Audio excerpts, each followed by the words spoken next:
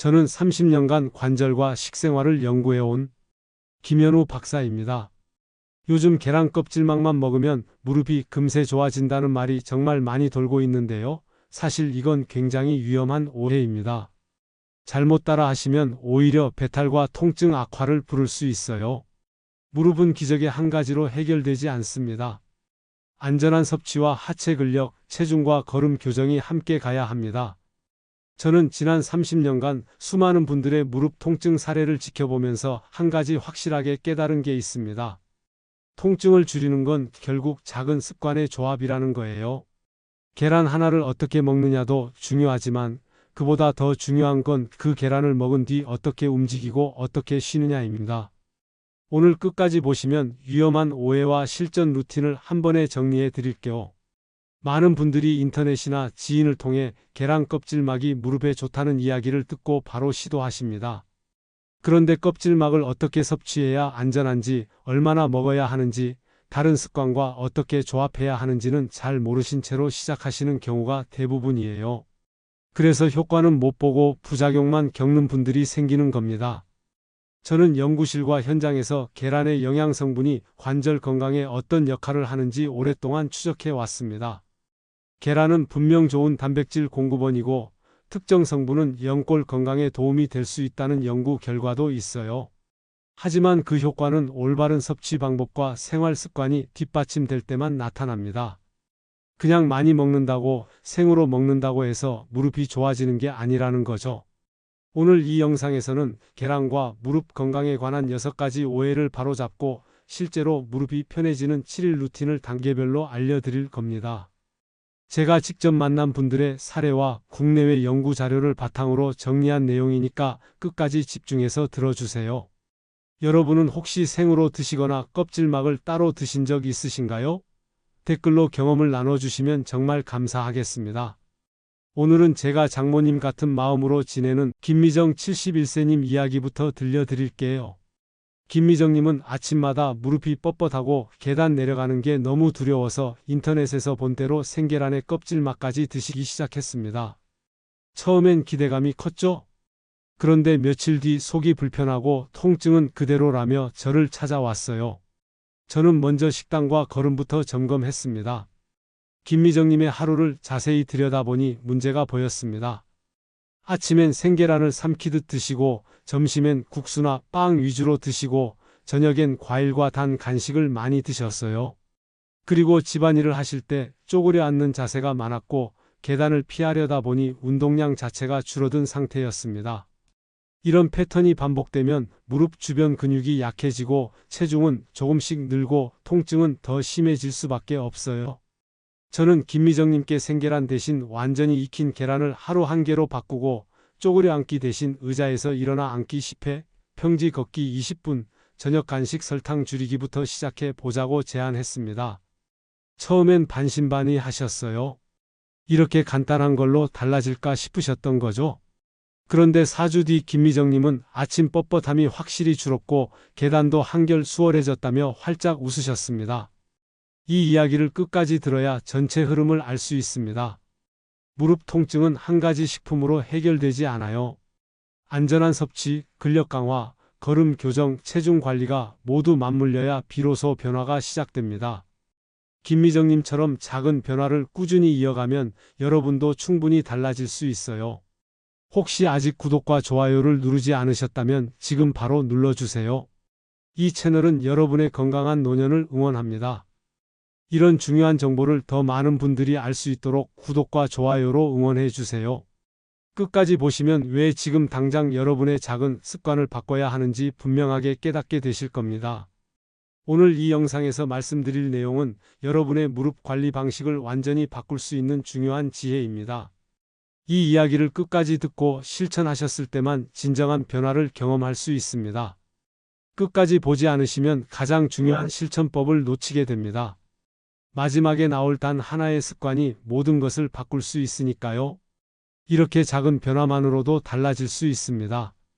여러분의 식습관을 바꾸는 작은 실천만으로도 충분히 일어날 수 있는 일이죠. 그래서 이제는 우리 일상에서 무릎 통증을 키우는 잘못된 계란 습관부터 하나씩 바로잡아 보겠습니다. 지금부터 정말 중요한 내용이 나오니까 집중해 주세요. 무릎 통증을 키우는 계란 관련 오해 6가지와 바로잡기. 가장 먼저 많은 분들이 생으로 먹어야 영양이 산다고 믿고 계십니다.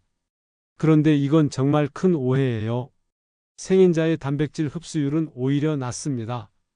우리 몸은 익힌 단백질을 훨씬 더 잘 흡수해요.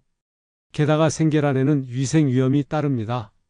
식품의약품안전처와 세계보건기구는 계란을 완전히 익혀 섭취하도록 명확하게 안내하고 있습니다. 제가 만난 김성자 69세님은 생으로 드시다 속 불편과 설사를 반복하셨어요. 아침마다 생계란 2개를 물과 함께 삼키듯 드셨는데 소화가 안 되고 속이 더부룩한 느낌이 계속됐습니다. 저는 김성자님께 반숙이 아닌 완숙, 스크램블, 찜처럼 내부까지 익혀 드시라고 권했어요. 그랬더니 2주 만에 속 불편이 사라지고 단백질 섭취도 훨씬 안정적으로 이어갈 수 있게 됐습니다. 여기서 주의할 점은 영양제와 함께 삼키기식 섭취는 절대 안 된다는 거예요. 꼭 씹어서 드세요. 씹는 과정에서 침과 섞이면서 소화가 훨씬 잘 됩니다. 혹시 생으로 드신 뒤 속이 불편했던 적 있으신가요? 그렇다면 오늘부터 바로 조리법을 바꿔보세요. 2번째 오해는 껍질막을 뜯어 먹으면 영골이 자란다는 믿음입니다. 껍질막 성분이 도움될 수 있다는 의견은 분명히 있어요. 하지만 영골이 자란다고 단정할 만큼의 확실한 근거는 아직 부족합니다. 국립식품안전기관 자료를 보면 껍질막 원료의 위생관리와 알레르기 주의를 특히 강조하고 있습니다. 박영호 72세님은 껍질막을 삼키다 목 이물감을 호소했습니다. 껍질막이 목에 걸리는 느낌이 들어서 물을 많이 마셨는데도 하루 종일 불편했다고 하셨어요. 저는 박영호님께 식품으로 허가된 제품만 라벨 확인 후 선택하고 일반 껍질은 그냥 폐기하라고 말씀드렸습니다. 달걀 껍질을 직접 씻어 섭취하는 행동은 정말 위험합니다. 라벨과 원재료를 꼼꼼히 보시는 편인가요? 제품을 고르실 때 반드시 성분표와 제조사 정보를 확인하세요. 3번째 오해는 계란 많이 먹으면 무릎이 빨리 낫는다는 생각입니다. 단백질이 중요하긴 하지만 과잉 섭취는 체중 증가로 이어질 수 있어요. 체중이 늘면 무릎에 가해지는 부담이 커지고 오히려 통증이 심해집니다. 대한영양학회 자료는 단백질을 하루에 나눠 섭취할 것을 권장하고 있습니다. 이말순 75세님은 하루 3개씩 먹다 체중이 4kg이나 늘면서 통증이 더 커졌습니다. 아침에 1개, 점심에 1개, 저녁에 또 1개를 드시면서 운동량은 그대로였거든요. 체중이 늘자 계단 오르내리기가 더 힘들어지고 평지를 걸을 때도 무릎이 시큰거렸습니다. 저는 이말순님께 하루 1개 내외를 식사에 나눠 담고 채소와 곁들이라고 조언했어요. 채소를 많이 드시니 포만감은 유지되면서 체중이 조금씩 줄기 시작했고 무릎 부담도 자연스럽게 줄었습니다. 지질 관리가 필요한 분은 노른자 섭취량을 담당자 지침에 맞춰 조절하셔야 해요. 한 번에 몰아서 드시나요? 나눠 드시나요? 나눠 드시는 게 훨씬 안전하고 효과적입니다. 4번째 오해는 흰자만 먹어야 살이 안 찐다는 믿음입니다. 노른자에는 비타민과 콜린이 들어있어요. 이 성분들은 근육과 신경에 도움을 줍니다. 국내외 영양 가이드라인은 전체 계란의 균형 섭취를 제시하고 있습니다. 노른자를 빼면 오히려 영양 균형이 무너질 수 있어요. 최정수 66세님은 흰자만 먹다 포만감이 떨어져 간식이 늘었습니다. 아침에 흰자만 드시니까 점심 전에 배가 고파서 과자나 빵을 자꾸 찾게 되더라고 하셨어요. 그래서 전체 계란을 하루 1개 기준으로 반찬처럼 활용하시라고 했더니 간식이 자연스럽게 줄고 식사 리듬이 안정됐습니다. 소금 과다, 마요네즈 과다를 피하세요. 계란 자체는 건강하지만 조리할 때 소금을 너무 많이 넣거나 마요네즈를 듬뿍 바르면 염분과 지방이 과다해집니다. 흰자만 드시는 습관이 있으신가요? 오늘부터 전체 계란을 균형 있게 드셔보세요. 5번째 오해는 계란만 잘 먹으면 운동은 필요 없다는 생각입니다. 무릎 통증 완화의 핵심은 대퇴사두근 강화입니다. 대퇴사두근은 허벅지 앞쪽 근육인데 이 근육이 강하면 무릎 관절에 가해지는 충격을 분산시켜줘요. 대한스포츠의학회는 근력 운동이 통증과 기능 개선에 확실히 도움된다고 제시하고 있습니다. 문선희 70세님은 단백질만 늘리다 효과가 없었습니다. 아침마다 계란을 2개씩 드셨는데 무릎은 여전히 아팠어요. 그런데 스쿼트 수정 동작을 시작한 뒤 계단이 정말 편해졌습니다. 의자에서 일어나 앉기를 하루 10회씩 꾸준히 하시니까 2주 만에 계단 오를 때 무릎에서 나던 소리가 줄었고 4주 뒤엔 통증도 확실히 줄었어요. 의자에서 일어나 앉기 10회부터 시작하세요. 이 동작은 집에서 안전하게 할 수 있고 대퇴사두근을 자극하는 데 아주 효과적입니다. 통증이 심한 날은 범위를 줄이고 호흡을 놓치지 마세요. 일어날 때 숨을 내쉬고 앉을 때 숨을 들이쉬면 힘이 덜 들어요. 오늘 하체 운동 몇 분 하셨나요? 10분이면 충분합니다. 6번째 오해는 계란과 우유만 먹으면 칼슘 걱정 끝이라는 믿음입니다. 칼슘은 멸치, 두부, 잎채소 등 다양하게 섭취해야 합니다. 국민건강영양조사는 칼슘을 식품군으로 분산해 섭취할 것을 권고하고 있습니다. 한 가지 식품에만 의존하면 다른 영양소가 부족해질 수 있어요. 장태식 68세님은 한 가지 식품에 의존하다 속 불편을 겪었습니다. 아침엔 우유, 점심엔 계란, 저녁엔 또 우유를 드시니까 장이 불편하고 변비가 생겼어요. 저는 장태식님께 계란은 단백질, 칼슘은 멸치와 두부, 비타민은 채소와 과일로 채우라고 조언했습니다. 식단이 다양해지니 속도 편해지고 칼슘도 골고루 흡수됐습니다. 특정 식품 올인 전략은 영양 불균형을 부릅니다. 칼슘을 어떤 식품으로 채우고 계신가요? 멸치볶음, 두부찌개, 시금치나물 같은 걸 번갈아 드시면 훨씬 좋습니다. 저는 30년간 관절과 식생활을 연구해온 김현우 박사입니다. 여기까지가 오해 바로잡기였습니다. 이제 무릎이 편해지는 7일 루틴을 정리해 드리겠습니다. 다음 장에서는 실제로 어떻게 하루를 구성하고 어떤 순서로 습관을 바꿔가야 하는지 단계별로 알려드릴 테니 끝까지 집중해 주세요. 무릎이 편해지는 7일 루틴 완전 정리. 첫 번째로 단백질 타이밍을 리셋해야 합니다. 단백질을 아침과 점심에 배분하면 근육 합성에 훨씬 유리합니다. 우리 몸은 한 번에 많은 양의 단백질을 흡수하기보다는 하루 동안 나눠서 받아들이는 게 더 효율적이에요. 한 끼의 과다 섭취는 소화 부담을 줍니다. 아침에 완숙 1개, 점심에 두부나 생선, 저녁은 가볍게 조절하세요. 아침에 계란을 드시면 포만감이 오래가고 점심까지 간식을 찾는 횟수가 줄어듭니다. 점심에는 두부찌개나 생선구이처럼 단백질이 풍부한 반찬을 추가하시고 저녁에는 채소 위주로 가볍게 드시는 게 좋아요. 저녁에 단백질을 과하게 드시면 소화 부담이 커지고 잠도 방해받을 수 있습니다. 단백질을 어느 끼에 몰아 드시나요? 오늘부터 아침과 점심에 나눠 드셔보세요. 두 번째는 안전한 조리법입니다. 내부까지 익히면 위생 위험을 확실히 낮출 수 있습니다. 덜 익힌 반숙과 생식은 반드시 피하세요. 찜, 스크램블, 달걀국처럼 부드럽게 익혀 드시면 소화도 편하고 영양소 흡수도 좋습니다. 특히 스크램블은 우유나 물을 조금 넣고 약한 불에서 천천히 익히면 부드럽고 촉촉하게 만들 수 있어요. 달걀찜도 정말 좋습니다. 물이나 육수를 넣고 찜기에 쪄내면 소화가 잘 되고 어르신들도 부담 없이 드실 수 있어요.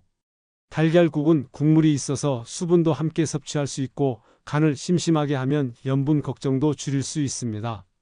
집에서 주로 어떤 방식으로 익혀 드시나요? 프라이보다는 찜이나 스크램블이 훨씬 안전합니다. 세 번째는 무릎 살리는 하체 루틴입니다. 대퇴사두근이 강해지면 계단 통증이 확실히 줄어듭니다. 이 근육은 무릎을 펴는데 가장 중요한 역할을 해요. 여기가 약하면 계단 오를 때마다 무릎 관절이 직접 충격을 받게 됩니다. 날카로운 통증은 즉시 범위를 줄이세요. 무리하면 오히려 악화될 수 있어요. 의자 일어나 앉기 10회 곱하기 3세트, 벽 스쿼트 20초 곱하기 3세트, 종아리 올리기 15회 곱하기 3세트를 추천합니다. 의자 일어나 앉기는 의자 끝에 앉았다가 천천히 일어서는 동작인데 일어날 때 무릎이 발끝을 넘지 않도록 주의하세요. 손은 가슴 앞에서 모으거나 허벅지에 살짝 올려두시면 됩니다. 벽 스쿼트는 벽에 등을 기대고 무릎을 90도로 구부린 채 버티는 동작입니다. 처음엔 20초도 힘들 수 있는데 익숙해지면 30초, 40초로 늘려가세요. 종아리 올리기는 벽이나 의자를 잡고 발뒤꿈치를 들었다 내리는 동작인데 종아리 근육을 강화하고 발목 안정성을 높여줍니다. 오늘 몇 세트 하실 계획이신가요? 하루 10분이면 충분합니다.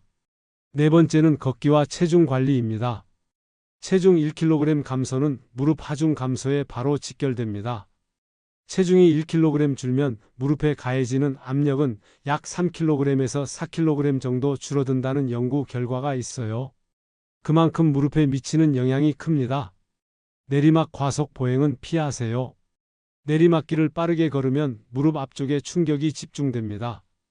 평지 20분 걷기부터 시작해 주 5회로 늘리세요. 처음엔 10분만 걸어도 괜찮아요. 중요한 건 꾸준함입니다. 일주일에 3회 정도 걷다가 익숙해지면 5회로 늘리고 시간도 20분에서 30분으로 조금씩 늘려가세요. 걸을 때는 발 뒤꿈치부터 땅에 닿고 발끝으로 밀어내듯이 걷는 게 좋습니다. 팔을 자연스럽게 앞뒤로 흔들면 균형도 잘 잡히고 칼로리 소모도 늘어나요. 평지 걷기 시간을 기록해 보셨나요? 핸드폰 메모장이나 달력에 오늘 몇 분 걸었는지 적어 두시면 동기부여가 됩니다. 한 달 뒤 돌아봤을 때 걷는 시간이 늘어난 걸 보면 뿌듯하고 계속 이어갈 힘이 생겨요. 다섯 번째는 염분과 당 줄이기입니다. 붓기와 염증 신호를 줄이면 통증 체감이 확실히 낮아집니다. 염분이 많으면 몸이 붓고 관절 주변에 불필요한 수분이 쌓이면서 무릎이 무겁게 느껴져요. 당이 과하면 염증 반응이 커질 수 있습니다. 단짠 간식은 저녁에 특히 피하세요. 저녁에 과자나 떡, 단빵을 드시면 다음날 아침 몸이 더 뻣뻣해질 수 있어요.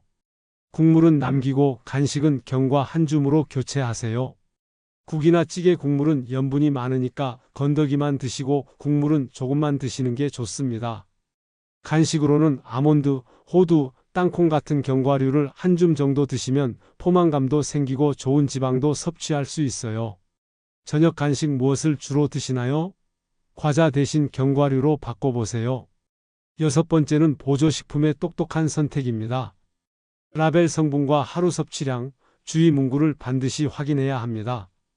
요즘 관절 건강 보조식품이 정말 많은데 제품마다 성분과 함량이 다릅니다.